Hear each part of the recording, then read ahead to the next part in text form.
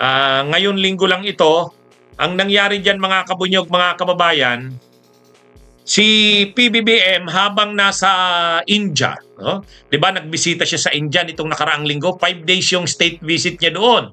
Habang nandun siya, in-interview siya. In-interview si PBBM ng First Post. First Post. Ngayon, sa interview kay PBBM doon, Kabunyog Let Reyes, sa interview sa kanya doon, naging ano lang naman si PBBM, si Marcos, naging mag-real talk. Tinanong siya tungkol sa China. Ano ba ang posibilidad na ang Pilipinas kapag nagkaroon ng giyera ang China at Taiwan? Anong stand ng Pilipinas dyan? Actually, ang sabi ni PBBM, napanood ko yung interview sa kanya nung Indian First Post. Ang sabi ni PBBM sa English yun pero i-translate natin sa Filipino. Sinabi niya lang naman, pag nagkagulo ang China at Taiwan, halimbawa ang China ay talagang magdesisyon na sakupin na ang Taiwan, hindi malayong mai-involve ang Pilipinas diyan. Ganun lang naman ang sinabi. Hindi malayong mai-involve ang Pilipinas diyan. Ang unang rason na sinabi ni PBBM o ni Marcos ay ang unang sinabi ni PBBM, yung distansya natin sa Taiwan. Ang lapit-lapit natin sa Taiwan, which is totoo naman. Kaya ang sinasabi ni PBBM, hindi malayo tayong ma-involve dyan sa giyera na yan ng China at Taiwan. Kasi nga, yung geographical location natin. Pangalawa, maraming Pilipinong nandun, mga 250,000 yata ang bilang, mga manggagawang Pilipino na nasa Taiwan. Siyempre, pag nagkagulo, pag sinakop ng China ang Taiwan, ililigtas natin ang mga kababayan natin. Isisecure natin sila. Hindi naman pwedeng nagkakagira ang China at Taiwan, nandun din ang ating mga kababayan nalalagay sa alanganin. Kaya magkakaroon talaga dyan ng mga rescue missions.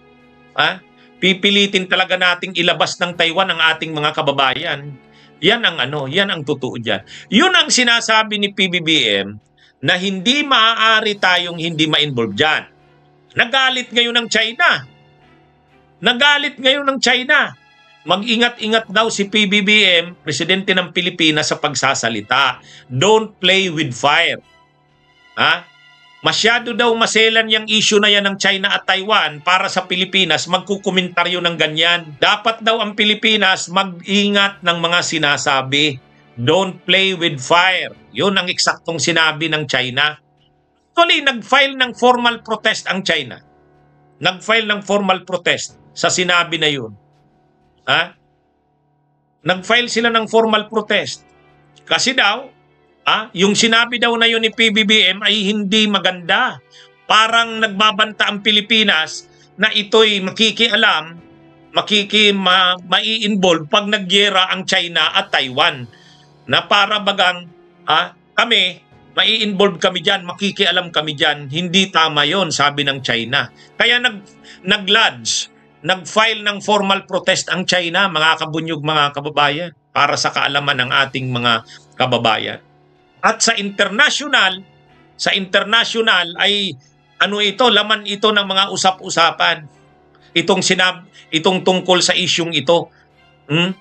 Parang ang China galit, nagprotesta sila. Ang sabi ng China, alalahanin nyo ang policy ng One China policy. Huwag nyong bibitawan yan. Kapag binitawan nyo yan, binago nyo na yung policy nyo, malaki ang implication or complication yan sa relasyon ng Pilipinas at China.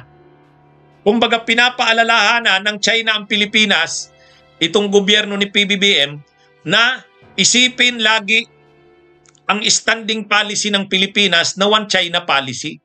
Kapag hindi na nito kinilala yung One China policy, sabi ng China, magiging malaki ang implication niyan. Yan mga kabunyog, mga kababayan. Yan, sa madaling sabi, medyo nagbabanta ang China. Nagbabanta ang China, parang nananakot, tama ka, Kabunyog Vicente Waniwan. Ngayon, medyo ano ito, medyo ito yung mga laman ng usapan nitong nakaraang araw kasi nga dahil doon sa interview kay PBBM. Ngayon, sa tingin natin, ano bang tingin natin diyan? Ay siyempre tayo, Pilipino tayo. Siyempre, kakampihan natin ang presidente ng Pilipinas. Presidente ng Pilipinas yan eh. Presidente ng Pilipinas yan. Ha? Ano yung One China policy? Sabi ni Gameboy. Ganito yan. Okay, explain ko na muna ang One China policy kasi nababanggit ang One China policy. Ano ba ang One China policy? Okay, ganito ang kwento ng One China policy. Sa loob ng mahabang panahon, ang gobyerno ng China ay monarchy. Thousands of years, ang China ay monarchy. Yung mga dynasty. Noong 1911, napabagsak ang pinakahuling dynasty ng China, yung tinatawag na Manchu o kaya Qing o kaya Qing dynasty. Isa lang yan. Manchu, Qing, Qing dynasty, isa lang yan. Napabagsak yung dynasty ng China. Ang last emperor ng China noon, si Henry Puyi, di ba? O kung napanood nyo yung The Last Emperor. Ngayon, sino ang pumalit na gobyerno? Ang pumalit na gobyerno ay yung mga nationalists, yung Gumindang o Kumintang. Alam nyo, sa atin, nakasanayan na natin yung Kumintang. Kumintang, KMT kasi, KMT, Kumintang. Yan yung grupo nila Sun Yat-sen. At nung mamatay si Sun Yat-sen, pumalit si Chiang Kai-shek. Ito yung mga nationalist o Kumintang. Yung pronunciation sa kanila niyan, Gumindang. Okay? Kaya lang sa atin, nasanay na tayo Kumintang. Habang na ang gobyerno ng Kumintang ay nakaupo sa China mula 1920s, 1930s, 1940s, lumalakas naman yung mga komunista, sila Mao Zedong o Mao Zedong. Noong 1949, nanalo yung mga komunista. Nanalo. Rinoklaman ni Mao Zedong ang People's Republic of China, 1949. Yung mga Kumintang, sila Chiang Kai-shek, tumakas. Pumunta sila ng Taiwan, yung dating Formosa. Kumbaga, para siyempre, yung mga puwersang natitira ni Chiang Kai-shek para ma-preserve niya, tumakas sila papunta sa isang maliit na isla, yung isla ng Taiwan, na probinsya ng China. Island province ng China eh. Tumakas doon sila Chiang Kai-shek. Sila Mao Zedong, sila na yung humawak ng gobyerno ng China. Pinalitan na yung Kumintang ng Chinese Communist Party o Communist Party of China mula 1949. Kaya mula 1949, ang tawag na sa China, People's Republic of China, PROC, Komunistang China. Ngayon, anong nangyari? Doon naman sa China, yung sa Taiwan, tinawag naman nila ang gobyerno nilang Republic of China, ROC. So dalawang China na ngayon. Dalawang China. Republic of China, kasi yung dating Republic of China ni Chiang Kai-shek tumakas papuntang Taiwan. Pinagpatuloy pa rin ni Chiang Kai-shek yung gobyerno niya doon. Pinagpatuloy niya, ang tawag niya Republic of China. Pero yung gobyerno ng mainland China, yung buong China na mainland, tinawag ng People's Republic of China. Ngayon, nabuo yung United Nations. Ilan ngayon ang nakaupo na China sa United Nations? 2. Yung Republic of China ni Chiang Kai-shek at saka yung People's Republic of China ni Mao Zedong. Pareho kinikilala yan ng UN. Pareho kinilala yan, dalawang China. Noong 1970s, binago ng US ang stand pagdating sa China. Ganon din ang Pilipinas, nagbago ng stand. Hindi na ngayon kinilala yung Taiwan o yung Republic of China. Isang China na lang ang kinilala, yung People's Republic of China. Yan na yung tinatawag na One China policy. Bakit kasi nabago? Kung dati dalawang China ang kinikilala kahit ng United Nations, kahit ang US, dalawang China ang kinikilala, at kahit ang Pilipinas, dalawang China, bakit biglang nagbago, naging One China policy? Mayroon kasing mga geopolitical development sa mundo ng panahon na yan. Ano yon? Ay di ba Cold War? Cold War? Yung Cold War, yung labanan ng US, Europe, saka yung mga socialist na countries tulad ng USSR noon. Ang nangyari, ang USSR, ang naging leader ng USSR, si Khrushchev pagkamatay ni Stalin. Si Khrushchev. Ngayon, itong si Khrushchev, 1950s yan. Itong si Khrushchev, kalaban ni Mao Zedong. Kalaban. Kasi nagsulong si Khrushchev ng tinatawag na de-Stalinization. Diniklara ni Khrushchev na mali yung si Stalin. Si Mao Zedong, dahil kaibigan ni Stalin, nagalit kay Khrushchev. Bakit naman ganyan ang ginagawa mo, Khrushchev? Nagkaroon ngayon ng away ang China at saka ang Russia o USSR. Yan na yung tinatawag na Sino-Soviet conflict. Ngayon, sa away na yan ng China at saka ng USSR, pareho sosyalistang bansa o komunistang bansa, nag-away. Ngayon, sa US, ang tingin ng US, mas kaaway nila ang USSR. Kaya kinaibigan ng US ang China para makounter ang USSR. So sa madaling sabi, nagbago na ngayon ng stand ang US. Dati kinakilala niya yung China na Taiwan. Kinakilala niya yan. Ngayon, kapalit ng ang ginawa ng US, kinaibigan na sila Mao Zedong. Kinaibigan na. Yun na yung One China policy.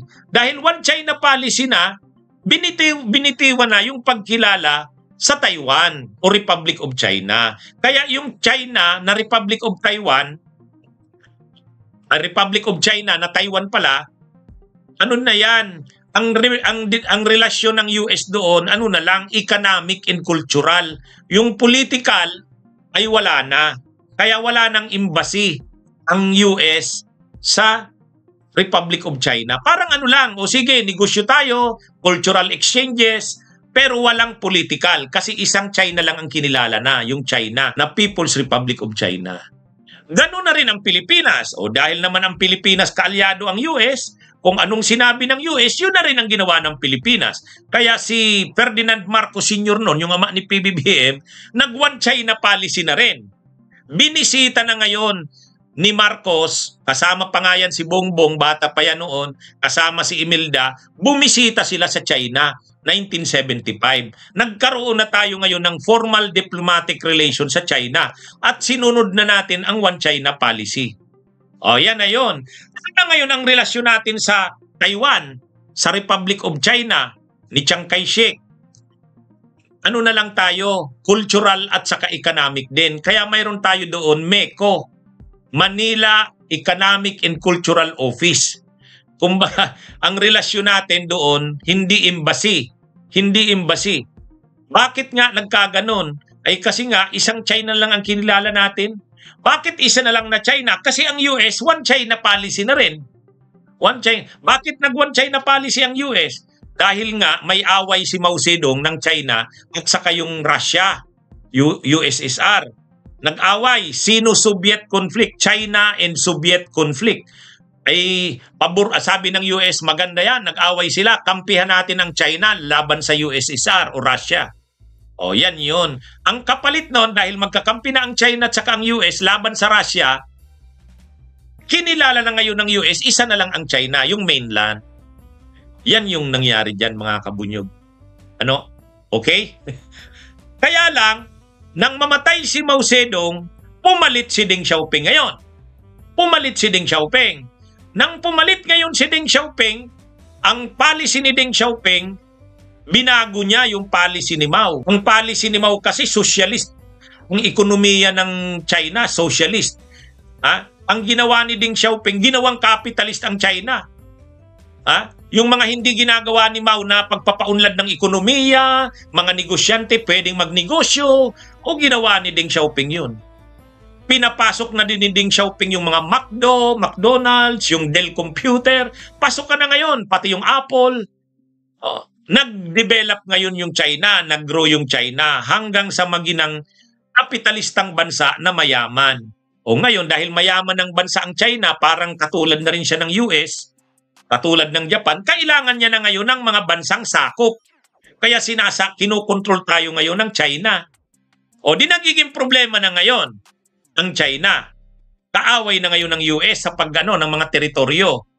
O ngayon mga kabunyog, mga kababayan, ang tanong, ano nang gagawin ng US? Babaguhin niya na ba yung One China policy? Kasi na sila, may conflict na sila with China.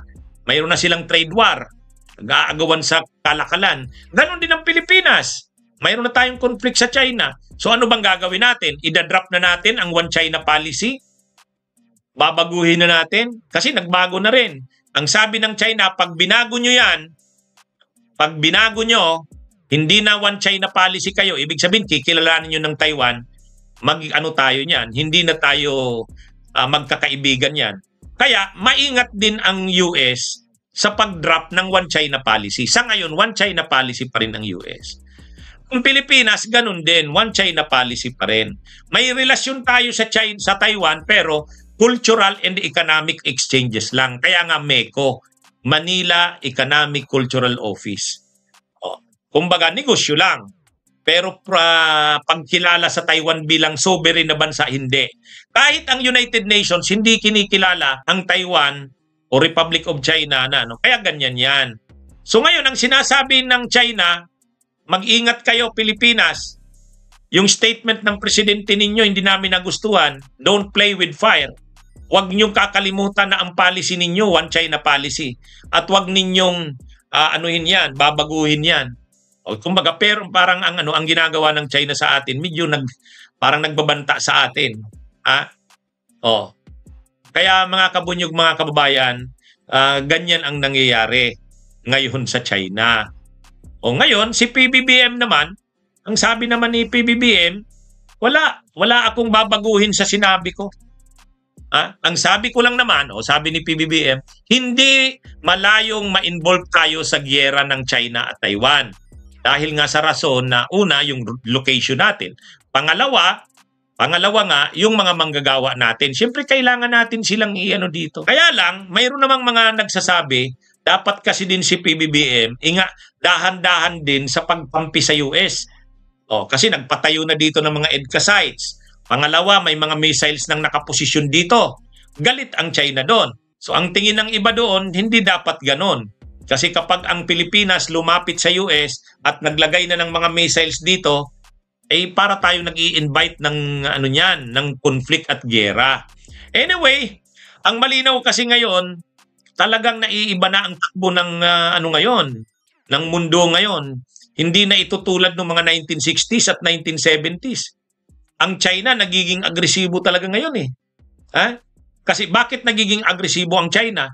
Kasi nga maunlad na siyang bansa, imperialista na. Ang level ng ekonomiya ng China parang katulad na rin ng Europe, ng Japan, saka ng US. Kailangan niya ng mga sources ng raw materials. Kaya nga gustong kontrolin ng China yung ating mga mapagkukunan ng enerhiya. Ang West Philippine Sea, mayaman sa enerhiya yan. Gustong kontrolin ng China yan. Natural gas, oil. Gusto rin kontrolin ng China ang ruta ng mga commercial vessels. Alam naman natin ang South China Sea, ang West Philippine Sea. Daanan yan ng napakaraming barko ng iba't ibang bansa. May kargang mga produkto. Gustong kontrolin ng US yan. Kaya ay ng China. Kaya ganyan mga kabunyog, mga kababayan. So, ang ginagawa ni PBBM, medyo ang sabi ni PBBM, hindi kasi tayo pwede talagang hindi maghanda sa giyera eh. Kasi ang China agresibo.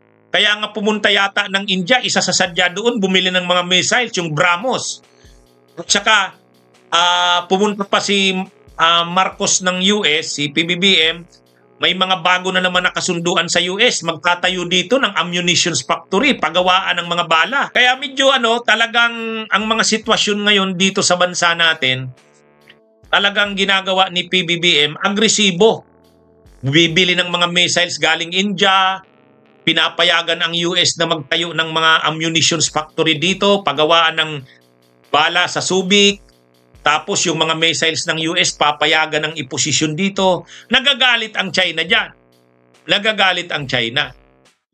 Ang sabi naman ni PBBM niyan, hindi naman kami pwedeng hindi mag-prepare dyan. Kasi kung ano man ang mangyari, maano ang Pilipinas mai-involve. Yan mga kabunyog ang galit ang China. Huwag kang magsabi niyan, don't play with fire. Binabantaan ang presidente natin ng Pilipinas. Bunyog, bunyog, halikan na kasama ka. Bunyog, kapag buklod ay may pag-asa. Luzon, Visayas, Mindanao, isa ang pananaw. Sa bagong Pilipinas ang bunyog isisigaw. Bunyog.